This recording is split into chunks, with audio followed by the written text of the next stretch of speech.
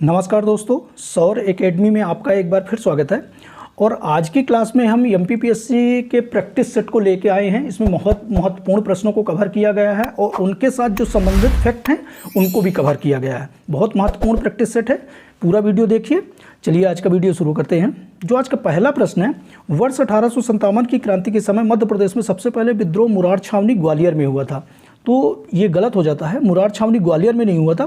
जो मध्य प्रदेश का प्रथम विद्रोह हुआ था 1857 की क्रांति का 3 जून, डेट याद रखिएगा 1857 को, और ये नीमच छावनी में हुआ था। कहाँ हुआ था? नीमच छावनी से।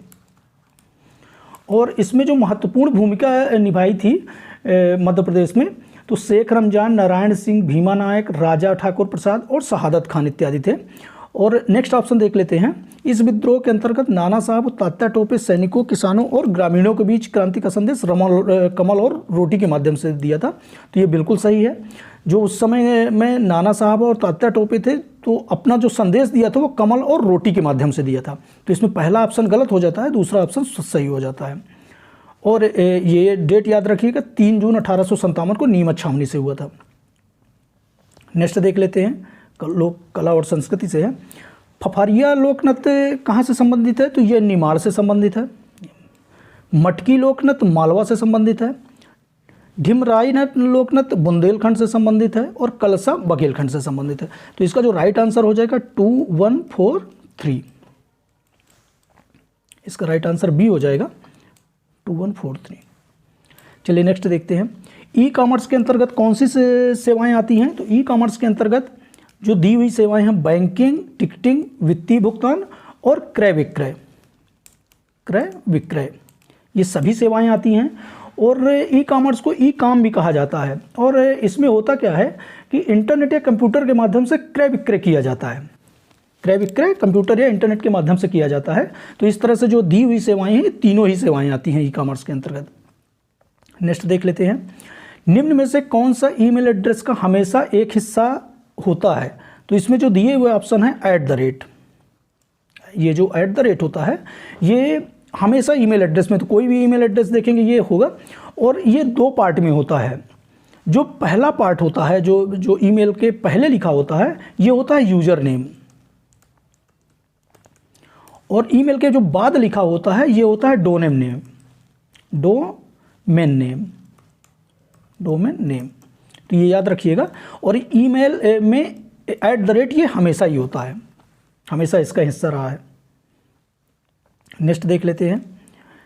मदरबोर्ड पर चिप की कनेक्टिंग पॉइंट को क्या कहते हैं? तो जो मदरबोर्ड के चिप के कनेक्टिंग पॉइंट है उसको सॉकेट कहते हैं। क्या कहते हैं? सॉकेट कहते हैं। और मदरबोर्ड एक जटिल इलेक्ट्रॉनिक सिस्टम जो वर्तमान आधुनिक कंप्यूटर का केंद्रीय भाग होता है। CPU बोला जाता है इसको, केंद्रीय भाग होता है। नेक्स्ट देख लेते हैं।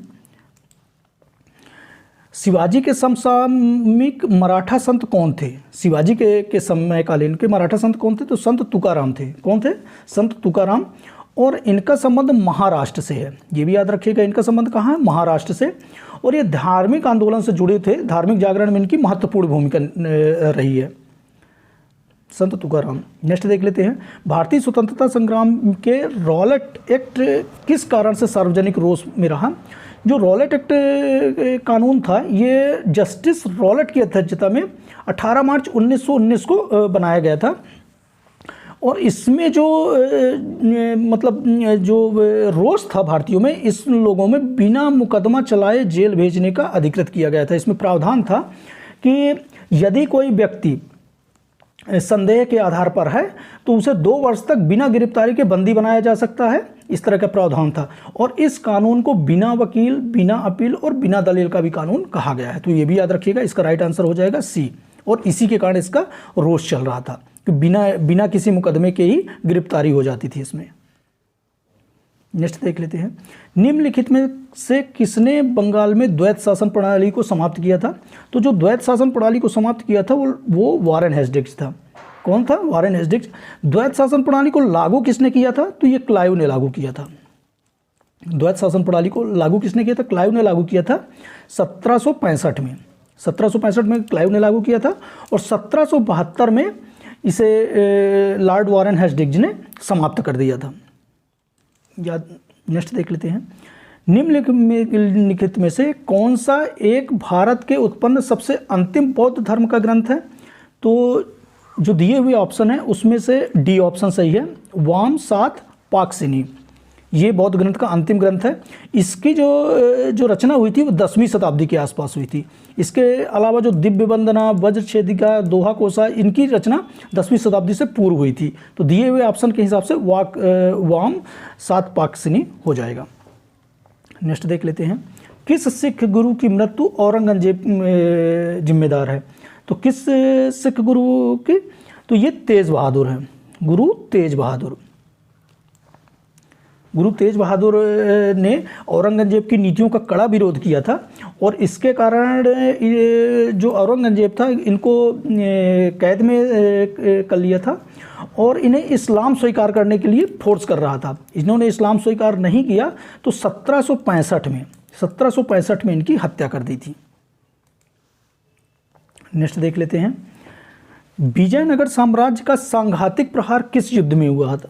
जो विजयनगर साम्राज्य का जो अंत हुआ था वो तालीकोटा के युद्ध में हुआ था, जो 1565 में। तालीकोटा को रक्षसी तंगड़ी युद्ध भी कहा जाता है, रक्षसी तंगड़ी युद्ध, ये भी याद रखिएगा कि रक्षसी तंगड़ी युद्ध किसे कहा जाता है? तो तालीकोटा युद्ध को कहा जाता है।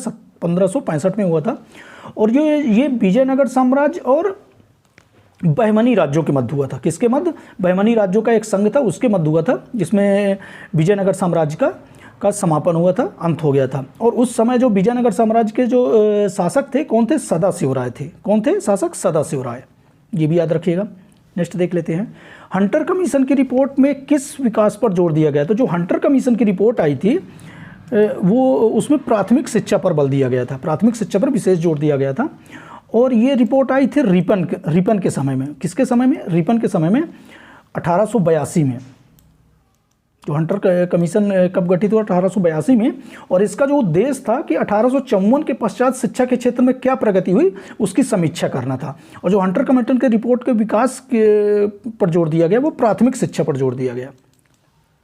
नेक्स्ट देख लेते हैं कि निम्न में से कौन सा देश सार्क का सदस्य नहीं है? तो जो सार्क के 7 सदस्य हैं, भारत, मालदीव, पाकिस्तान, बांग्लादेश, श्रीलंका, भूटान और नेपाल। दिए हुए ऑप्शन में म्यांमार सार्क का सदस्य नहीं है। इसमें 7 सदस्य हैं और यदि सार्क के मुख्यालय की बात करें तो ये कहाँ है? काठमांडू, नेपाल में। ये भी याद रखिएगा, सार्क का जो मुख्यालय है काठमांडू, नेपाल। और इसकी जो स्थापना हुई थी 7 से 8 दिसंबर 1985 में हुई थी। ये भी डेट याद रखिएगा। इसकी सार्क की स्थापना 1985 में हुई थी। मुख्यालय काठमांडू में है और इसके 7 सदस्य देश है। भारत भी इसका सदस्य देश है। नेक्स्ट देख लेते हैं, N% किस खेल से संबंधित है? तो जो N% है ये शतरंज से संबंधित है। किससे संबंधित है? शतरंज से। ये जो शब्दावली है खेलों की, इनसे प्रश्न पूछे जाते हैं। तो N% किस खेल से संबंधित है? शतरंज से संबंधित है। और ये 15वीं शताब्दी में इस शब्द को जोड़ा गया था। इसमें N% नियम में प्यादे के शुरुआती 2 कदम चलने से संबंधित है। इतना डिटेल जाने की जरूरत नहीं है। चलिए नेक्स्ट देखते हैं, वर्ष 2021 का फुकुओका पुरस्कार किसको प्रदान किया गया है? तो जो फुकुओका पुरस्कार दिया गया है ये पत्रकार पी साईनाथ को दिया गया है। किसको दिया गया है? पत्रकार पी साईनाथ को। और जो फुकुओका पुरस्कार होता है ये फुकुओका सिटी इंटरनेशनल फाउंडेशन द्वारा दिया जाता है। किसके द्वारा दिया जाता है? फुकुओका सिटी इंटरनेशनल फाउंडेशन द्वारा दिया जाता है। और अब तक 11 भारतीयों को ये पुरस्कार दिया जा चुका है, 11 भारतीयों को, उसमें से एक पी साईनाथ भी हैं। नेक्स्ट देख लेते हैं, BCG वैक्सीन किस रोग में प्रयुक्त होती है? तो जो BCG वैक्सीन है ये तपेदिक या क्षय रोग या ट्यूबरकुलोसिस भी बोला जाता है, उसके विरुद्ध प्रतिरोधक क्षमता विकसित करने के लिए प्रयोग में लाया जाता है। तो ये BCG ये तपेदिक या क्षय रोग में प्रयुक्त की जाती है। और यदि हम जीवाणु के नाम तो माइक्रोबैक्टीरियम ट्यूबरकुलोसिस नाम जीवाणु इसमें होता है, माइक्रोबैक्टीरियम ट्यूबरकुलोसिस। ये भी याद रखिएगा, ये फेफड़ों और स्वतंत्र तंत्र को प्रभावित करता है। इस तरह से इन्फेक्टों को याद रखिएगा। नेक्स्ट देख लेते हैं, किस स्थान की आर्द्रता जानने के लिए निम्न में से किसका उपयोग किया जाता है? किसी स्थान की आर्द्रता जानने के लिए ह्यूमिडिटी यदि जानना है तो हम किस का प्रयोग करते हैं? हाइग्रोमीटर का प्रयोग करते हैं। किसी स्थान की यदि हमें ह्यूमिडिटी जानना है तो हम हाइग्रोमीटर का प्रयोग करते हैं। यदि हम पायरोमीटर की बात करें तो इसमें उच्च ताप मापा जाता है। जो पायरोमीटर का होता है इसमें उच्च ताप मापा जाता है, लगभग 1500 डिग्री सेंटीग्रेड से अधिक का ताप मापा जाता है पायरोमीटर से। यदि पेरिस्कोप की बात करें तो ये समुद्र में छिपी वस्तुओं को देखने के काम में आता है। पेरिस्कोप किस काम में आता है? समुद्र में छिपी वस्तुओं के, जो समुद्र के अंदर वस्तुएं हैं वो पेरिस्कोप के माध्यम से देखी जाती हैं। यदि हाइग्रोमीटर की बात करें, हाइड्रोमीटर की बात करें तो हाइड्रोमीटर तरल पदार्थों के सापेक्षिक घनत्व मापने के काम में आता है। हाइड्रोमीटर किस काम में आता है? तरल पदार्थों के सापेक्षिक घनत्व मापने के काम में आता है। इस तरह से चारों ही फैक्टों को हमने देख लिया। नेक्स्ट देखते हैं, हरगोविंद खुराना को किस आविष्कार के लिए सम्मानित किया गया था? तो जो हरगोविंद खुराना थे इन्हें 1968 में नोबेल पुरस्कार दिया गया था। क्या दिया गया था? 1968 में नोबेल पुरस्कार दिया गया था और ये इन्हें दिया गया था प्रोटीन संश्लेषण के नियंत्रण के लिए, प्रोटीन के संश्लेषण के लिए। इसका जो राइट आंसर हो जाएगा प्रोटीन के संश्लेषण के लिए 1968 में दिया गया था। नेक्स्ट देख लेते हैं, प्रतिचक्रवात के संदर्भ में सही है। प्रतिचक्रवात जो होता है, प्रतिचक्रवात हवाओं का चक्रीय प्रवाह है और ये प्रतिचक्रवात उच्च दाब केंद्र युक्त एक पवन तंत्र है। ये इसका राइट आंसर हो जाएगा ए। प्रतिचक्रवात होता है उच्च दाब केंद्र युक्त एक पवन तंत्र है और इसमें जो हवा का प्रवाह होता है वो केंद्र से परिधि की ओर होता है, उच्च दाब से निम्न दाब की ओर, केंद्र से परिधि की ओर। तो इसका जो राइट आंसर हो जाएगा ए हो जाएगा। उसके अलावा नेक्स्ट क्वेश्चन देख लेते हैं, निम्नलिखित में से कौन एक टॉप स्लिप के नाम से जाना जाता है? टॉप स्लिप के नाम से किसको जाना जाता है? तो ये है इंदिरा गांधी वन्यजीव अभयारण्य और राष्ट्रीय उद्यान। इंदिरा गांधी वन्यजीव अभयारण्य और राष्ट्रीय उद्यान। यदि इसकी अवस्थिति की बात करें तो ये तमिलनाडु का जो पश्चिम घाट है, ये जो इंडिया की बात करें तो ये जो पश्चिम घाट, तमिलनाडु का जो पश्चिम घाट वाला क्षेत्र है वहाँ पे स्थित है, अन्नामलाई की पहाड़ियों में। कहाँ पे? अन्नामलाई की पहाड़ियों में। और टॉप स्लिप इसलिए कहा जाता है कि एक पूर्वा है जहाँ वन विभाग के ऑफिस के अतिरिक्त पर्यटकों के लिए कैंटीन और अन्य सुविधाएं प्रोवाइड करता है, इसलिए इसे टॉप स्लिप बोला जाता है। याद रखिएगा, इंदिरा गांधी वन्यजीव अभयारण्य अन्नामलाई की पहाड़ियों में है, पश्चिमी घाट में। नेक्स्ट देख लेते हैं, अंतर्वर्ती जायद फसलें क्या हैं? तो जो अंतर्वर्ती जायद फसलें हैं, जायद फसलें होता है कि जब ऐसी प्रतिस्थापित फसलें तब रोपित की जाती है जब नियमित फसलें, मतलब नियमित फसलें क्या होती हैं? रबी और खरीफ। रबी और खरीफ की फसलें उस समय ना हों। तो अमूमन जो अप्रैल से लेकर जून का समय होता है, रबी की फसल के बाद का समय और खरीफ की फसल के पहले का समय, ये समय ऐसा होता है जिसमें जायद फसलों को उगाया जाता है। और जायद फसलों में अधिकतर जो आता है वो सब्जियां आती हैं, तरबूज, खीरा ककड़ी इत्यादि ये फसलें आती हैं। तो इसका जो राइट आंसर हो जाएगा, नियमित फसलें उगने में असफल हो जाएं। जब नियमित फसलें नहीं उग रही हो तब वो चीज़ है। इसका जो हरी भरी काट कर पशुओं को खिलाई जाती है, गलत आंसर हो गया। वे फसलें जो नष्ट किए जाने वाले कुछ कीटनाशकों जीवों को आकर्षित करने के लिए रोपित की जाती हैं, ये भी गलत है। कुछ ऐसे कीटों को आकर्षित करने के लिए रोपित की जाती है जो कीटनाशकों, ये भी गलत है। इस तरह से जो राइट आंसर हो जाएगा बी हो जाएगा। नेक्स्ट देख लेते हैं, उष्णकटिबंधीय घास स्थान को क्या कहते हैं? उष्णकटिबंधीय जो घास स्थान को क्या कहते हैं? सवाना कहते हैं। उष्णकटिबंधीय घास स्थल को सवाना कहते हैं। जो उष्णकटिबंधीय घास स्थल होते हैं उनको सवाना कहते हैं। और यदि हम लानोस की बात करें तो उष्णकटिबंधीय घास का एक उदाहरण है। यदि उष्णकटिबंधीय घास का एक उदाहरण की बात करें तो लानोस है। यदि हम वेल्ड की बात करें तो ये पंपास शीतोष्ण घास के मैदान, पंपास शीतोष्ण घास के मैदान, तो ये भी याद रखिएगा। चलिए नेक्स्ट देखते हैं, डोलड्रम के क्या अभिलक्षण है? डोलड्रम क्या होता है? ये डोलड्रम एक समान निम्न दाब क्षेत्र होता है। डोलड्रम क्या होता है? एक समान निम्न दाब क्षेत्र। इसका जो राइट आंसर हो जाएगा ए हो जाएगा। डोलड्रम एक समान निम्न दाब होता है और ये विषुवत और रेखीय क्षेत्रों में अत्यधिक तापन की प्रक्रिया के कारण निर्मित होता है। डोलड्रम क्या होता है? विषुवत और रेखीय क्षेत्रों में अत्यधिक तापन की प्रक्रिया के कारण निर्मित होता है। यह एक शांत पेटी होता है और कभी कभी तीव्र चक्रवात भी इसमें आते हैं। जो डोलड्रम होता है शांत पेटी होता है और कभी कभी इसमें तीव्र चक्रवात भी आते हैं, ये भी याद रखिएगा। देखते हैं नेक्स्ट, फान एक स्थानीय पवन है। फान कहाँ की स्थानीय पवन है? तो फान स्विट्जरलैंड की स्थानीय पवन है। फान कहाँ की? स्विट्जरलैंड की है।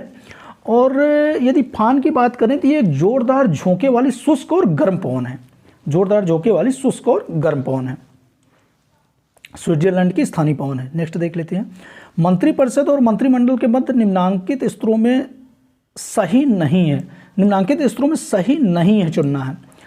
मंत्रिपरिषद के सभी सदस्य मंत्रिमंडल के सदस्य नहीं होते हैं, जबकि मंत्रिमंडल के सभी सदस्य मंत्रिपरिषद के सदस्य होते हैं। राइट आंसर है। मंत्रिपरिषद के जो सभी सदस्य होते हैं वो मंत्रिमंडल के सदस्य नहीं होते, अनिवार्य नहीं है, लेकिन मंत्रिमंडल के सभी सदस्य मंत्रिपरिषद के सदस्य होते हैं। मंत्रिपरिषद में 3 या 4 स्तर के मंत्री होते हैं, बिल्कुल सही है। कैबिनेट मंत्री, राज्य मंत्री और उप मंत्री इत्यादि 3-4 प्रकार के मंत्री होते हैं। नेक्स्ट देख लेते हैं, मंत्रिपरिषद एक उत्तरदायित्व तो लोकसभा के प्रति होता है, जबकि मंत्रिपरिषद का उत्तरदायित्व तो प्रधानमंत्री के प्रति होता है। ये गलत है, क्योंकि मंत्रिमंडल शब्द का कहीं भी इस भारतीय संविधान में जिक्र ही नहीं किया गया है। मंत्रिमंडल शब्द का भारतीय संविधान में कहीं भी जिक्र नहीं किया गया है। यदि भारतीय संविधान में यदि उल्लेख मिलता है तो केवल मंत्रिपरिषद शब्द का मिलता है, तो ये मंत्रिपरिषद होता है, इसमें सही है। और 44वें संविधान संशोधन अधिनियम अनुच्छेद 352, 44वें संविधान संशोधन अनुच्छेद द्वारा अनुच्छेद 352 में कैबिनेट शब्द को शामिल किया गया है, ये भी याद रखिएगा। 44वां संविधान संशोधन अनुच्छेद 352 में कैबिनेट शब्द को शामिल किया गया है। और जो मंत्रिपरिषद होता है उसमें 3 श्रेणियां मंत्रियों की होती हैं, कैबिनेट मंत्री होते हैं, राज्य मंत्री होते हैं और उप मंत्री होते हैं। कौन कौन से? केंद्र मंत्री, राज्य मंत्री और उप मंत्री। तो इस तरह से इसका जो गलत आंसर हो जाएगा ये हो जाएगा, सी हो जाएगा। प्रशासन नीतियों के निर्धारण वास्तविक मंत्रिमंडल होता है, ये सही है। नेक्स्ट देखते हैं, आज के जो हमने महत्वपूर्ण प्रश्न थे उनको देखें और इसके आगे के जो बचे हुए क्वेश्चन है उसको नेक्स्ट सीरीज में देखेंगे, नेक्स्ट वीडियो में देखेंगे। तो वीडियो को ज़्यादा से ज़्यादा लोगों को शेयर कीजिए ताकि इसका बेनिफिट और लोगों को भी मिल पाए और लोगों को भी इसका नॉलेज मिल पाए। तो चलिए नेक्स्ट वीडियो में मिलते हैं। धन्यवाद।